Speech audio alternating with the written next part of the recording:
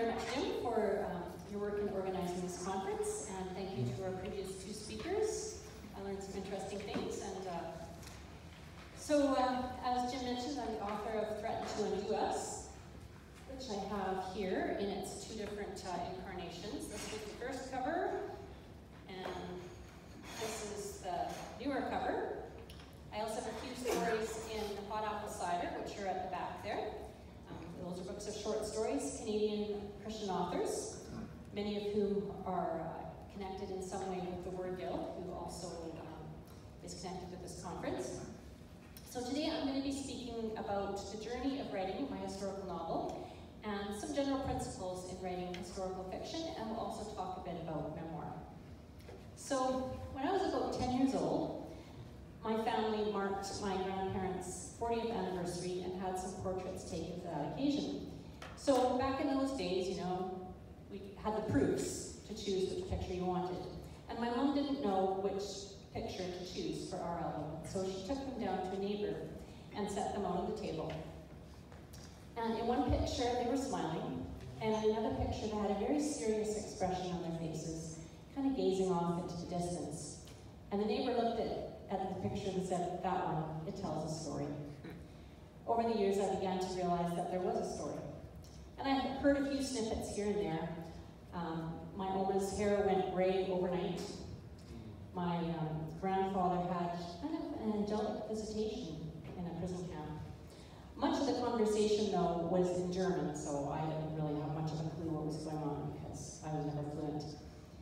And a lot of what they told me was kind of confusing for someone raised here in Canada. Hard to reconcile with the Allied version of the war that we all know. As an example of my confusion, one time when I was a kid, my brothers and I were playing cat's cradle, you know, with a string.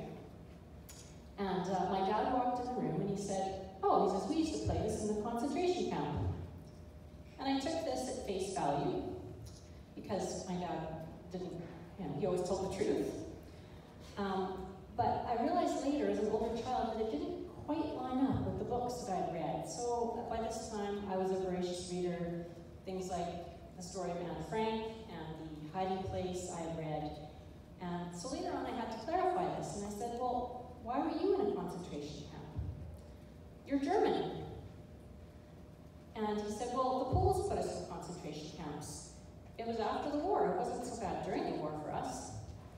And later on, as I researched, I looked up concentration camps after the war. Guess what I found? Nothing. Wow. No mention.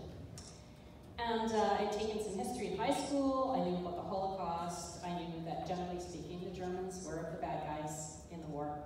And so I kind of concluded, well, they must be refugee camps. But I had some more conversations with my dad and my uncles, and they were quite insistent. No, those were concentration camps we were in. The Poles put us in there. The guards would make us get up at night, and they'd make us jump like frogs, just like David did today. Only they had different purposes. It wasn't for kids to have fun. During the day, us kids just played in the dirt, and the mothers went out to work in the fields. And then for food, we ate soup with wormy peas in it. So I still wasn't sure how that all fit together, but in later years, I started to just, any family gathering, I was there, I'd grab whatever pencil and scrap of paper I could find, and I'd start scribbling notes. But it was like little snatches of conversation, and it was like a puzzle trying to fit it together. And so I hadn't really done much with it when, in 1997, my Oma became gravely ill.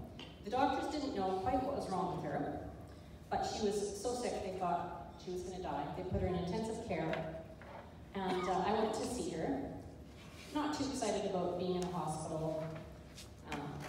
Didn't know what to say, and I was just standing there, and her eyes were kind of closed, and she wasn't really responding to me at all. Also, her vocal cords were damaged because she'd had intubation, and but she wasn't looking very good. My aunt walked in and stood at the foot of the bed, and suddenly my Oma's eyes fluttered. She looked at her daughter and she said, "Don't forget to take out the dahlias." So I knew she wasn't ready to check out yet. Pretty soon she was crocheting baby blankets for the nurses' grandchildren, and she lived 12 more years. And to me, that was a second chance for me to piece together the family story. Now, she was never very talkative, and especially after this illness, with that damage to her vocal cords. And I didn't always understand everything she said, because she still had a bit of a German accent and German grammar. And but by this time, I knew I had to write this book. And I still need to understand how that fit into history. Problem was, nobody seemed to really know, and my Oma wasn't particularly interested. She kind of would give me a little bit of answers to my questions. And the rest of my dad's family, they were all children when this happened, and their education was severely disrupted. So I tried to piece together a chronology from what 7 different people had told me, and inserted what little history I could find to provide some context. And I put some photographs in there. I'm ashamed to say, this is it at present. My plan is to make it into one of those really nice photo books that you can, publish yourself, but that has not yet been done. But that is it, in case you want to see. So research was very difficult. There was so little on the subject of the German expulsions after World War II, especially in English, as you can imagine. And only as the internet became more of a tool was I able to find out most of what I needed. And in regards to ethnicity, here in Canada, most of us, have come, and even people that we know that have come from different places, their eventual aim is to become a Canadian and to become a citizen. But in Eastern Europe, it was different. You could be any different number of ethnic nationalities, and borders and kingdoms and empires came and went. But if you were German, Lithuanian, Jewish, whatever, you identified with your particular people group and culture, sometimes for generations, preserving the same language. And people of German ethnicity lived in Poland and its various occupations for centuries.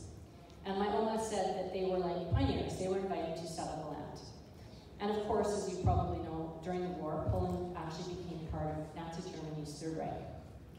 As the war came to a close, however, the Russian army advanced west into Poland, and the Western allies moved out. And at the conferences of Potsdam and Yalta, the decision was made to give part of what had been Poland to Russia, and part of what had been German states to Poland. So there was a lot of people moving out of those areas. And the Germans were expelled from their historic homes. And that had also been done, of course, to the Poles and to the Jews by the Germans, so in a sense it was to be expected. But for a long time, the things that happened behind that iron curtain stayed there. I believe in part because as German immigrants came to Canada, and some of you I know some German immigrants, or are German immigrants, people didn't really want to share this story too widely. It wasn't really very popular, and nobody wants to be tarred with that Nazi brush. But the more I read about the expulsions, the more atrocities came to light. And so, as we transitioned into what was considered peacetime, there was widespread rape, destruction of property, and even mass murder of German civilians, women, children, the elderly.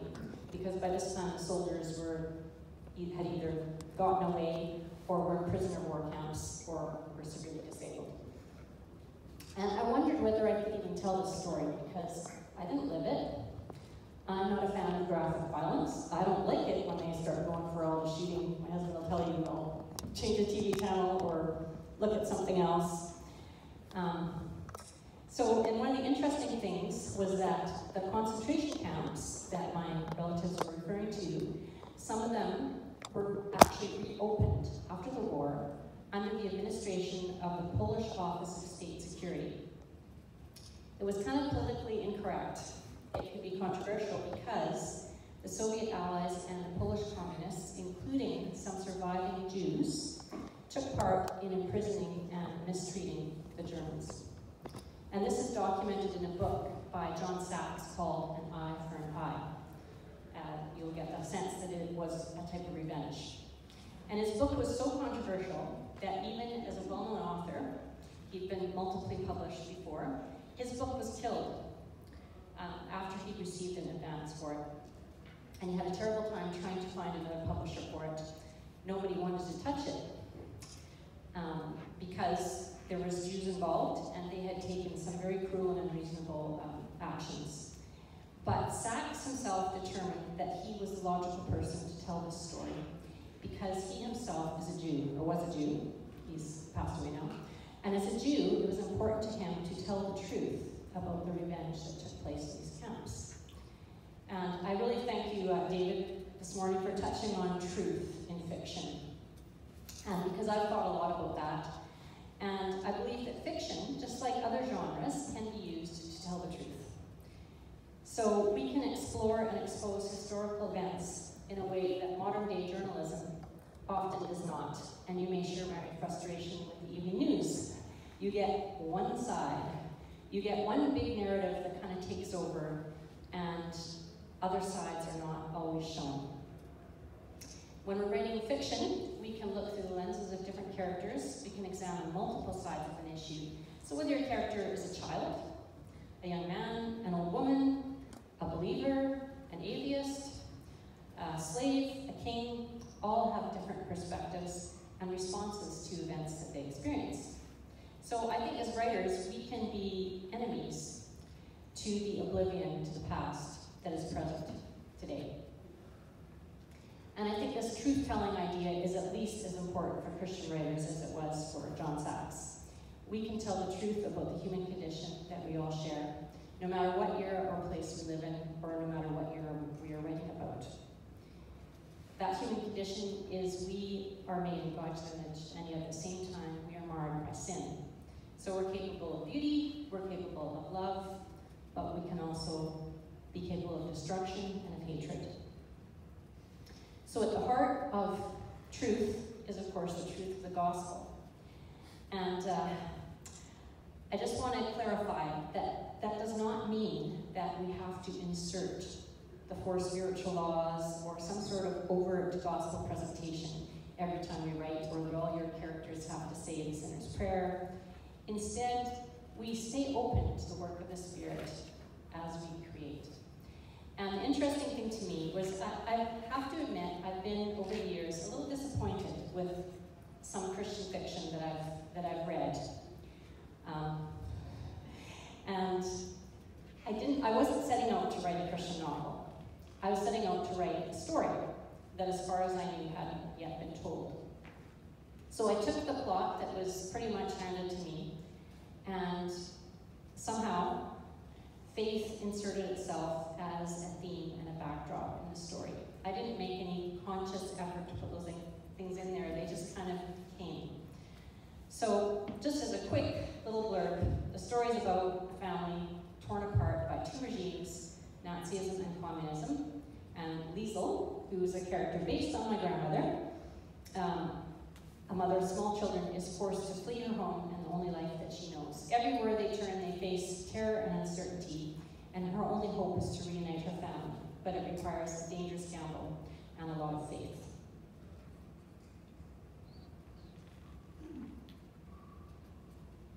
So looking at historical fiction in general, and there are handouts inside the folders there if you want to take notes or not. How would you describe historical fiction? Anyone? How would you define it? Sylvia? We have fiction characters. They would be about the story of true historical events. True historical events and fictional characters. Anyone else? Yes?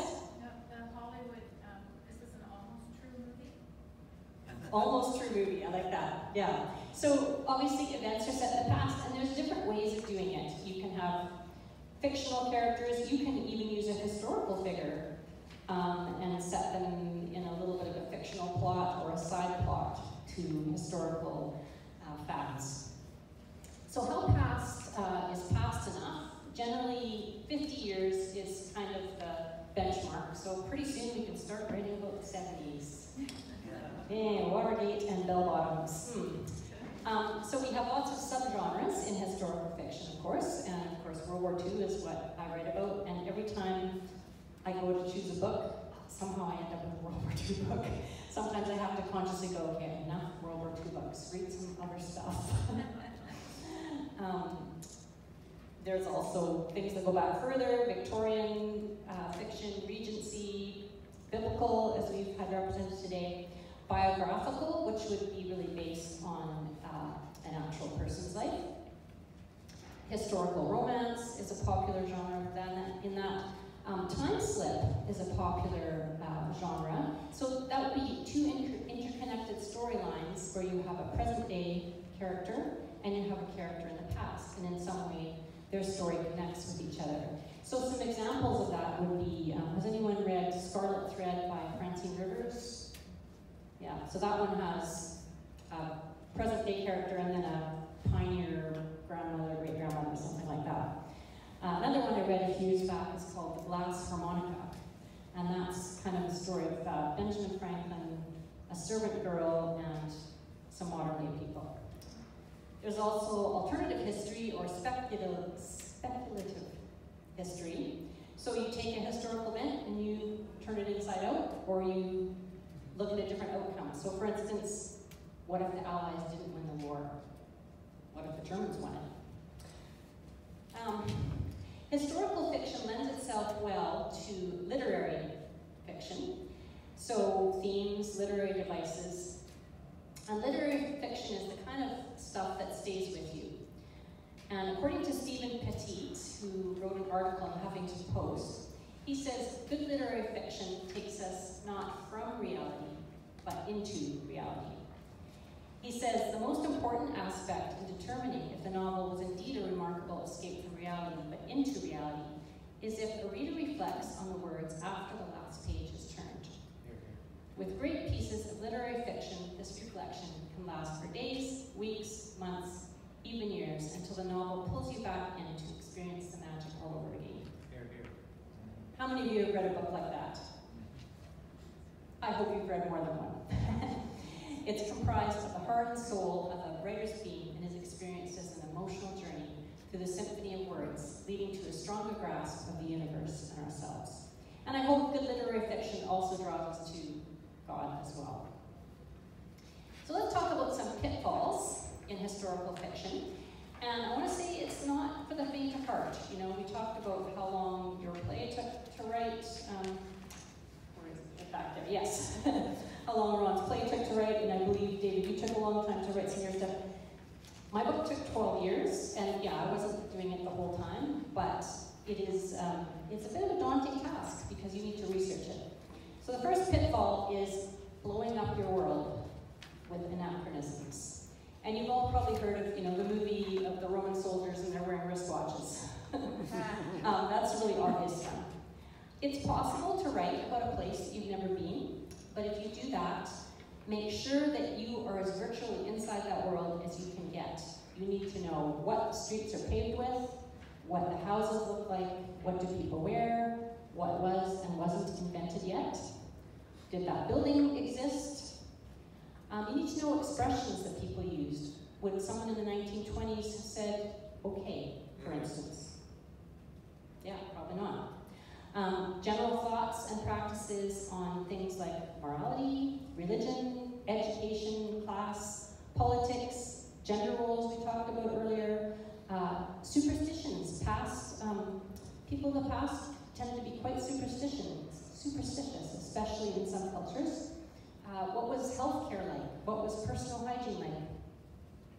Why did people think the way that they did? And who were the influencers of the day? And that's a really big question, especially that I had to ask myself when I looked at World War II. How did people live? Who did the work? So if you're looking further back, you might be looking at servants for, you know, an average kind of middle class family. Who made the clothes? So in that question, my grandmother made linen suits for my uncles. And I looked into the process of this, and she grew the flax, she harvested it, retted it, sketched it, spun it into thread, and wove it into cloth. Quite a process. And you can see why that's not done anymore. The labor intensity is ridiculous. What did people do with their leisure time, if they had any? What books, songs, games, toys, sports were popular? So as you're researching these things, credit your reader with some intelligence and don't ruin it for them. You had better know more about your subject than almost all of them. Do your homework. Secondly, one-sided characters. And I've read some books where this is the case. You can't have a character who is all evil or all good. And I think Ron touched on this a bit too. You can't just make your character into a complete bad guy or a complete good guy. Because it's a misunderstanding of human nature. And especially as Christians, we should not mess this up. Because we are complex creatures, and our motives come from many different places. And it can be confusing to the casual observer why a person is doing a certain thing. Sometimes it's our sin nature. We can act with greed or lust or jealousy. Other times we're actually motivated to do the right thing and maybe to sacrifice for others. As a side note, if you're writing about 20th century stuff and the wars and conflicts that took place, some very important things to remember about war and motivations for people. Characters in a war and people who live through a war are often motivated by things that don't motivate us today. They're motivated by their survival. They're motivated to not be persecuted by the powers that be. They're motivated by expediency. How do I get from point A to point B and not get shot on the way? How do I make a living for my family and still stay within the realm of following the authorities? And few people have convictions strong enough to withstand those kinds of uncertainties. So you really need to get inside the head of your characters, even the ones that you don't like. Number 3, which kind of relates to that, is judging citizens of another time and place on present-day sensibilities and ideology. So, true morality does not change, and we all know this. God has set out what true morality looks like in His Word. But people's perceptions of right and wrong do change. And that hierarchy of what is, the worst sins of a generation, those have changed as well. What, was up there a few generations ago is now towards the bottom of the list. So consider what the burning issues of the day that you're writing about were. And again, for many people, sometimes that burning issue is, what am I going to eat?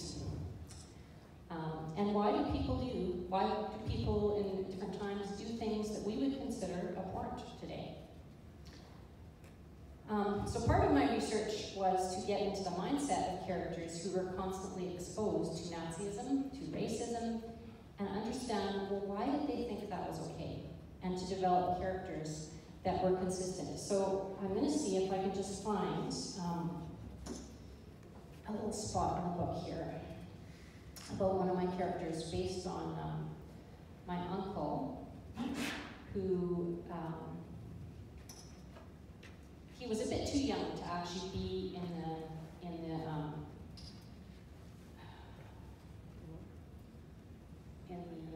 oh goodness, I know this word.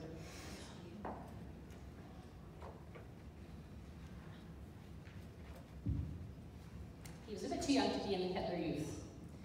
But at the same time, he was exposed to this, and he was in a children's camp where he was exposed to this kind of thing. So he's sitting watching a parade in the scene. The front of the school was draped in folds of red and black bunting around a large flag proclaiming the swastika. Other flags on stands defined an outdoor stage area where the newly inducted young people would stand. Kurt felt the thump of the bass drum reverberating inside him and could barely contain his eagerness as he strained his neck to watch. Maybe one day he could carry that flag or play in a marching band, he thought as he hummed along. Once he'd seen his father march in a band with a tuba that wrapped around his whole upper body. The unrelenting beat had made Kurt want to tap his feet to the music. He wondered how his father was able to carry such a big instrument and stay in step. At the front of the procession, a tall, blonde-haired boy held a black flag emblazoned with a single rune. 2 boys on either side held smaller flags which fluttered in the breeze. Following them, a small group of students wearing white shirts marched and sang, accompanied by a brass band. Much as he would like to play the tuba or the bass drum, all he could do for now was sing, so he added his voice to the other children singing the anthem and saluted along with the crowd as the parade wound its way to the front of the school. Deutschland, Deutschland, über alles in der Welt, wenn es stets Schützentrutzer brüderlich zusammenhält. So he's singing Germany above everything in the world. So, just from the eyes of a young character, what he is exposed to, and how attractive it might have seemed to him. So number 4, research rabbit holes. Now research can be very fascinating. Oh look, a squirrel, and he's wearing an SS uniform. Too much researching can eat away at your writing time. You don't need to know absolutely everything in order to start writing. Just get a sense of your era and your history, write, and then research to fill in the gaps in your knowledge. Another pitfall is information dumps. And I have to say, one reviewer actually kind of accused me of this, and I may be a little bit guilty. So your reader needs to get into your fictional world, but he doesn't need to look into every closet, filing cabinet, and archive that you've been to. Don't bore him. So the next thing that you probably want to know, well, how exactly do you write a historical novel? Maybe that's why you came here today. I don't know. There are probably as many different ways to do this as there are people in this room. So this is just a suggestion, very loosely based on my experiences of getting up at 4 o'clock in the morning and writing a chapter that came to mind in the middle of the night, writing things completely out of order, stuff in the middle, stuff at the end, in the beginning, switch them all around.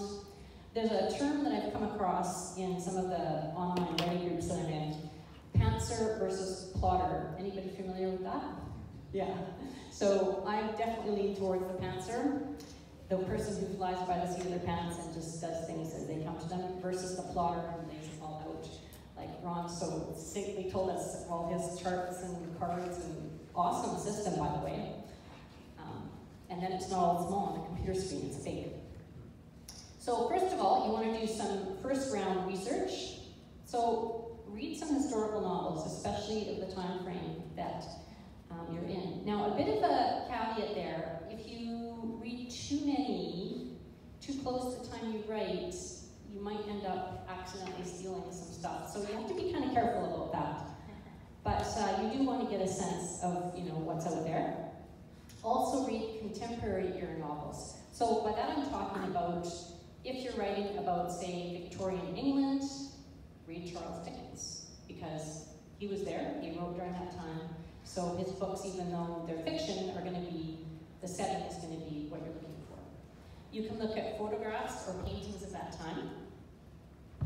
And start looking for your story. What is it you want to write about? Find a historical incident that captures your imagination. Check the nonfiction section of your library. And if you're writing about 20th century, look for an elderly relative that can tell you. There's lots of people still alive who lived in the last century, and most of us have spent a fair bit of our life there. Or look at a lesser-known angle on a well-known historical event through someone else's eyes, or sort of a side story to that.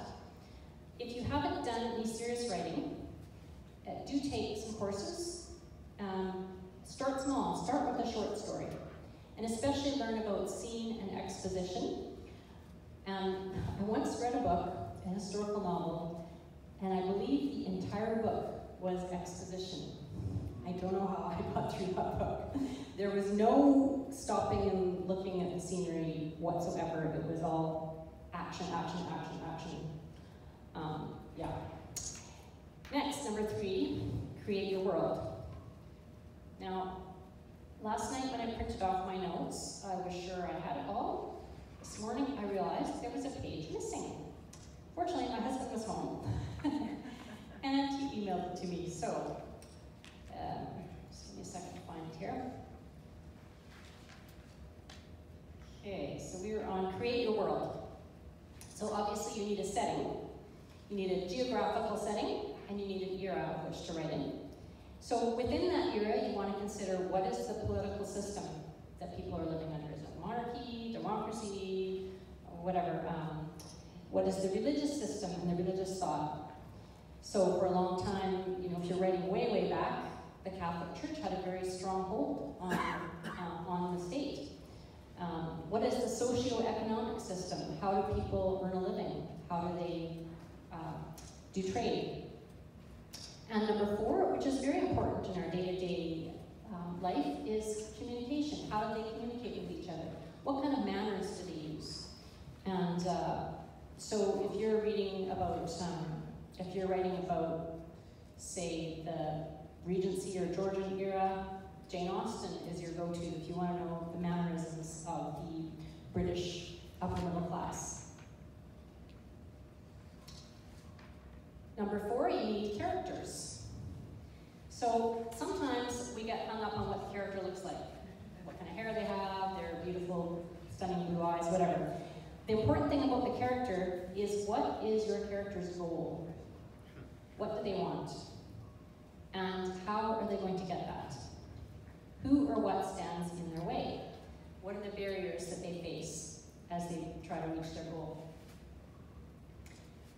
And that, in large part, will drive your plot, which is number 5. And in your plot, you need to have conflict at every level. So your character needs to have internal conflict about their decisions.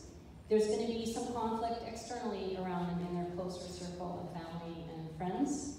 And then there's the conflict that's going on in the world around them, which is often a war, a revolution, a famine, something like that. And along the way in your story, you're going to have some points of resolution. You can't leave it all hanging to the end. Sometimes little things will get resolved as you go along. Number 6, and if you're a pantser, maybe you won't do this at all, but even I did a little bit of this, where I had to kind of block out where the story was going to go. And it was just started off as a 1-page outline. You might want to consider a tool such as Scrivener. How many of you have used Scrivener before? Okay? I'm just learning it. I'm not very good at it yet. But it looks like a really good way to organize your research, organize your story. You can kind of move things around much easier than scrolling through your whole document on Word. Number 7, most importantly, write. So get writing, write something. Make yourself a basic skeleton from beginning to end to hang your details on. And one of the things that I'm really thankful for is a woman, a writing prof at Trinity, Lauren Brown, who really helped me with, she did a little one-on-one course, and she really encouraged me to just keep moving forward. Don't keep going back to your first chapter and rewriting and rewriting. Go on to the next part, and the next part, and the next part, until you finally get to what might be the end of your story. Then, number 8, you can go over it again and again. Do more research, do more writing, fill in more details, embellish, imagine, make a complete scene out of what you've got there.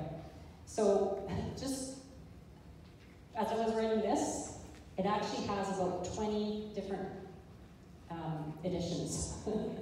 So the first edition was only about 30,000 words. It was just kind of a skeleton, a lot of exposition, and then I went back and made the stuff into scenes later. So that's just part of my process. And number 10 is edit. So then you go back and do some more serious editing, get a beta reader. So a beta reader is someone that can read for you and go, yeah, this rings true, this is great, or, oh, I didn't understand this, or this was so boring, I couldn't manage. And those can just be ordinary people that like to read at that point. And then you want to edit it some more yourself. Then you do want a professional editor at the end of the day. It's almost impossible to edit your book yourself without getting outside help with that. So let's talk a little bit about research. Very important, and I'm very bad at this. Organize your research so you can find it again. And what the source was. So if it's a website, make sure you've got it bookmarked, or you have a list of your websites, maybe what was in the website, and, or some people use little index cards for things like that. What book did you copy that page from? Like, I spent way too much time looking for stuff. And I photocopied pages, but I'm like, what book did I copy this from? I'd have to go back to the library, find it again. And there's actually a bibliography in the back of my book there. So, number one, research 20th century, you can get some eyewitnesses. Think of yourself as a journalist trying to get to the nuts and bolts of an era you're writing in. Talk to people who lived through that event. You might even find a few veterans left of the Second World War, or maybe of more recent conflicts. Many of those who were children or adolescents are still alive.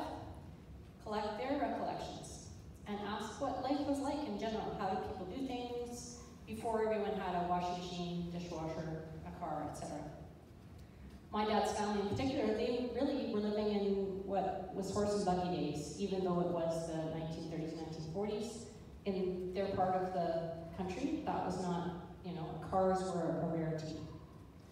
They didn't even have electricity, they did not have indoor plumbing, things that we take for granted. Number two, printed materials, and this is kind of bonus if you're writing about the 20th century. You have lots of materials available to you: magazines, newspapers, ads, catalogs, and best of all, propaganda posters. I found these on the internet, a whole site devoted to World War II propaganda posters. Very useful in my case. Documentaries, so anybody that does an in-depth TV program on a subject that does look at all sides of an issue, those could be quite helpful. Books, memoirs, biographies, and again, contemporary to that time frame. If you're writing, say, about the Depression, read some John Steinbeck. Although, yeah, I think he would have lived through that anyways. Internet, of course. Number 6, my favorite, a trip to the place you'll be writing about. If you can afford it, do it. I actually, I was partway through writing this and I'm like, I've never been to Poland. And I only went to Europe once when I was 20-something. So I asked my dad and I said, so you want to go to Poland and see where you were born? Because he'd never been back. And so I took him and my mom and we met up with a German relative there, and it was wonderful. It was invaluable to just see the place that I was writing about. Now, not everyone can afford to do that, of course, but if you can.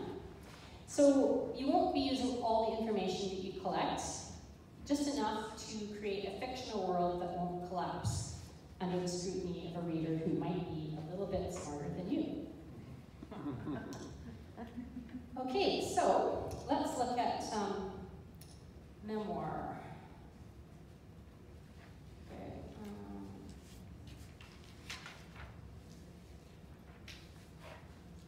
I'm missing this one too. Just one second.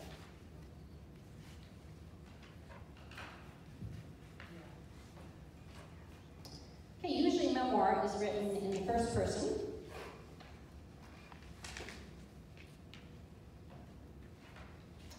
So it's your particular version of true events and your memory and reflection of them. And that may or may not pertain to larger historical events. So by nature, it is a subjective kind of a genre with your own thoughts, feelings, opinions. And if you find subjectivity difficult and you don't really want to be subjective, you could also write something called narrative nonfiction or creative nonfiction.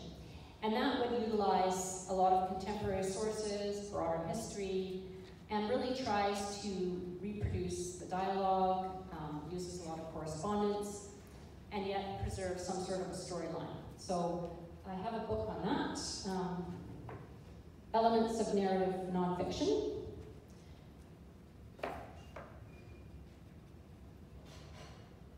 Excellent example of this kind of writing is Unbroken by Lauren Hillenbrand.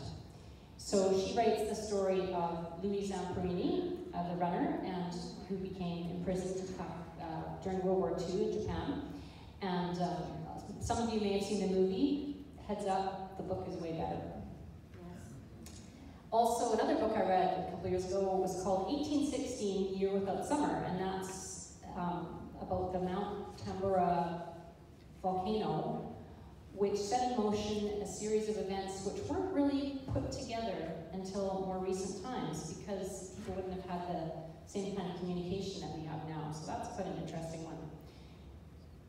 So memoir covers a particular time and place. Generally, it's more of a slice of life.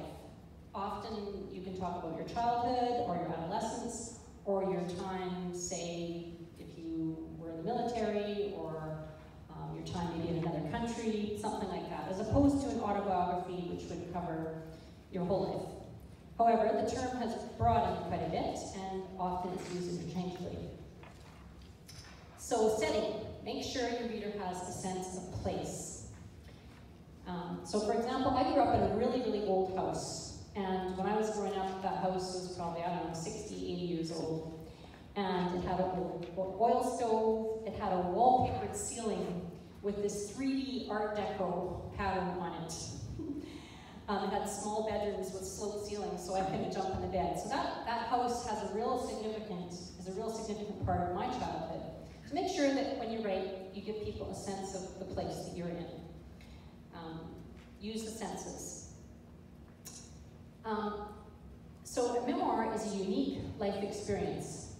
And some of us don't think, well, my life isn't very unique. But really, if you think about it, often I run into people that have the most interesting stories and backgrounds. And even the fact that, for instance, I grew up in an evangelical church that would now be considered fundamental. And, you know, for lots of us in that room, that's probably pretty common. But if you look at the population out there, they have no idea about that. So that right there is possibly a unique experience. As an example, and the other thing is I believe in a memoir that the ordinary meets the extraordinary. So I've got Todd Burpo's Heaven is for Real, and he's just a small town pastor in a Midwest town. Nothing remarkable about that, except that his son has an extraordinary supernatural experience. And then we have Prisoner of Tehran, ordinary high school student during the Iranian Revolution who gets to go to prison when she's 16 years old. Really like this one, On Hitler's Mountain. Little girl growing up in a lower middle class family during Nazi Germany, and her family's home was on the road up to Hitler's Alpine retreat. So she had front row seats to history. Very good reflections on that one.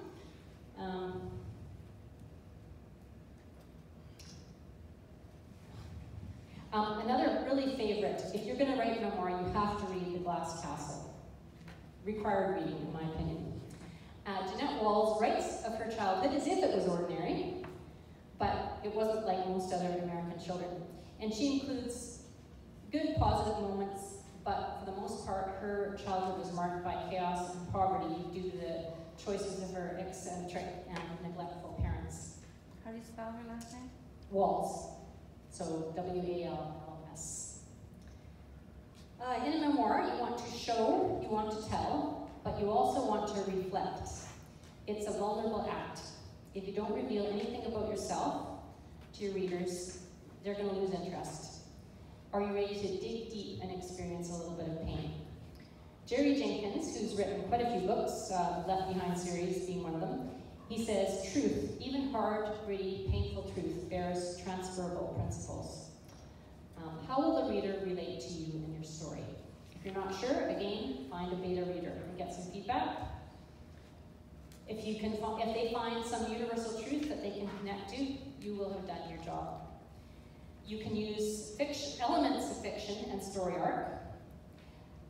Give us scenes of what's happening, create some tension in your book, have a theme, but very important. So I'm going to talk about memory and facts. Memoir is memory. Can be fallible at times. You might need to fill in a few small gaps, like what you ate for breakfast on the first day of high school. But it is not okay to just make up a bunch of stuff and call it a memoir. And in fact, people have gotten in big trouble for this. I have an article, 5 Fake Memoirs That Fooled the Literary World. A Million Little Pieces by James Frey is a more recent, very egregious example. He got into Oprah, and anyways, they found out he'd made up about, I don't know, 80% of his supposed memoir. So, number 6, find a relatable theme to connect your story. Could be love, loyalty, forgiveness, but don't overplay that. You can look at, though, how you changed as a person from the events you witnessed and experienced. And sometimes if you're writing from the viewpoint of your childhood, you will obviously change, you will grow up, you'll see things a bit differently. So getting started on this, memoir is for beginners, or it can be. It's a great thing for practice writing, because you're writing totally what you know. And you can start off with something very short, a scene from your life. So what part of your life is most interesting? What historical events were happening? And I don't think I have time for this, or maybe we do. Okay, let's make it real quick. Okay, take out a pen and paper, and for just a moment, I want you to think about where you were when one of these events happened. So, if you're old enough, when JFK was assassinated, when the World Trade Centers collapsed, or when you found out Princess Diana was killed. So, quickly on that.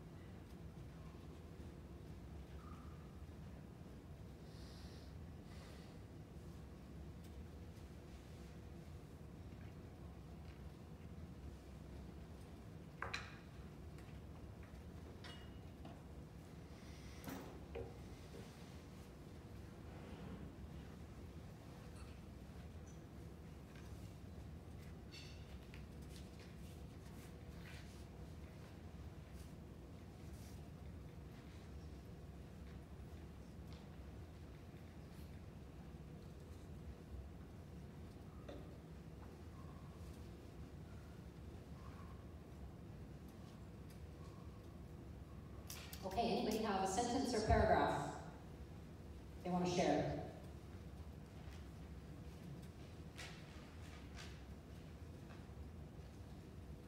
Do you have something else, or? No? I just have one sentence. One telling sentence? where I was. Okay. Well, okay, I was at home getting ready for work. Probably just having a cup of coffee, and I heard it on the radio while drinking coffee. Okay, so there's the ordinary meeting the extraordinary. Anybody else? Okay. Thought, what? This was the night that Diana was killed. It was a Saturday night after Joe and Marilyn came for dinner. The day I left for home, we had the TV on, I was cleaning up the kitchen, and we had just bought a new set of chairs for the hospital. Thank you. Again, just ordinary things going on. And Mark, one more. Yeah, it was after lunch, and I was walking to school, and I met a friend, and the friend said to me, he said, "Do you know that JFK has been killed?" And I said, "What do you mean, killed?" "You're kidding, that's not possible. You must have been confused about what you were listening to." And so, and that was, I remember right behind the gym in the school, as we were walking to school. And then when I got into the school room, the teacher said, "Well, JFK has been killed." And everybody's going home. Wow. So we all have those moments that we remember, and we remember quite well when there's some big connection like that. So you can also check out old photo albums in your family, correspondence from your childhood. So who will be the other characters in your memoir? Your parents might make an appearance, your siblings, your extended family, maybe a school teacher. So one of the big questions that people, ask when they're starting out with this is, how do you write about other people and not get into trouble? Step one, if they're still alive, ask them. And I did this with my historical novel because I was closely basing it on what people told me, and I used a lot of their stories and anecdotes, and I just told them all that I was planning to do and sort of listened. Okay, are there any objections? I'm not hearing them, so I went ahead and did it. And then I let them all read a copy before it got to the final edition. So if the person isn't alive, you might want to consider their family. Will one of their children be upset by what you've written? Is your depiction of them strictly factual? So if you said, Uncle Clarence always wore a bow tie, that's factual. Or is it your opinion? Uncle Clarence looked like a creep. How would you want to be described? So if there's a place that you wanted to do a bit of playing with the facts or disguising the offender, that would be it. And Jenkins, on his website, which I've given you a sheet of resources there, he gives some ideas as to how you might do this. So generally, you often will see a disclaimer in the memoir. Some names and details have been changed to protect identities. And you can also keep your tone towards others more sympathetic than to yourself. So you can be hard on yourself, but sympathetic towards others. That's a classic do unto others thing. If something really terrible happens to you in the story that's caused by someone else, if you write well, you won't really need to point out the injustice of it. And as an example, I wish I had the glass castle with me, but Jeanette Walls, she was a little child. She was about 3 and a half, and her mother was painting some wonderful work of art, and Jeanette said to her mother, I'm hungry. Her mother says, well, go cook yourself some hot dogs. So this little girl at 3 and a half years old goes to the kitchen, turns on the gas stove, boils hot dogs, and in the process sets her dress on fire. Now, when this story is told in the book, Jeanette Walls makes no judgment on her mother. She allows the reader to do this. And you're kind of reading it and you're going, wow, that mother's crazy. Like, how neglectful can you get? Like, what, 3-year-olds don't cook hot dogs? That's crazy. So there's times when you can just let your reader be the judge. There's other times when, yes, you want to reflect on a situation or something, but it can be very powerful to just let the situation, especially if it involves another person, let it speak for itself. So I really appreciate David's words earlier today about telling the truth in our work.